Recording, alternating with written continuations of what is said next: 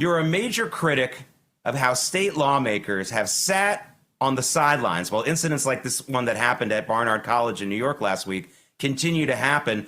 And I think you have some ideas on how to change this problem, don't you? Absolutely, Jake. Thank you. Good morning, and thanks for having me on. We are seeing something terrible on college campuses. We're seeing 70% of students feeling unsafe at the schools they attend, especially here in New York, with multiple schools with failing grades when it comes to protecting students against anti-Semitism. Columbia has an F. NYU has an F.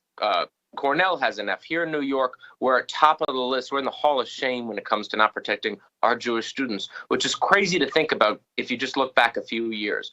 What we need to do is actually stand up to what we're seeing on campuses.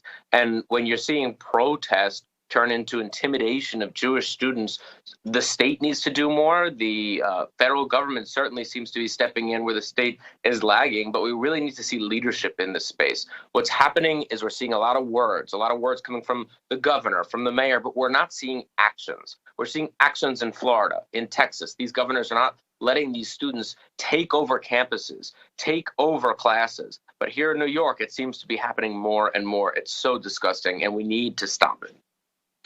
You know, you made a good point there. You said campuses, but also classes. This is where they've crossed the line. There may be a lot of people out there who say, I can't stand these protests that are really riots in the masquerading as protests, but they're on campus or in the middle of the student, the student greens or the quad. And I guess you could say that's a public place. But when in these last videos that we've been showing you, they're disrupting the classes, and that's when you get into civil rights world. Now, Assemblyman, I want to show you a poll I mentioned on this program a little bit earlier. Check this out. It's an interesting stat, care of my friend and pollster Scott Rasmussen. 67%, it's a huge majority, of all Americans support bringing in the National Guard to ensure Jewish student safety on college campuses. And that's 75% of Republicans and 64% of Democrats. So, I mean, a pretty major agreement. We don't have too many polls where there's that kind of agreement. And Scott goes on to say that this isn't a partisan issue. That's my point. When institutions fail to provide basic security and the carrying out of classes, they're going to want action. Here's what I say, Assemblyman. If these colleges continue to not do their job on this, the Department of Justice with Pam Bondi is going to sue them. And when you look at that poll, they better not take their chances in a jury trial, should they?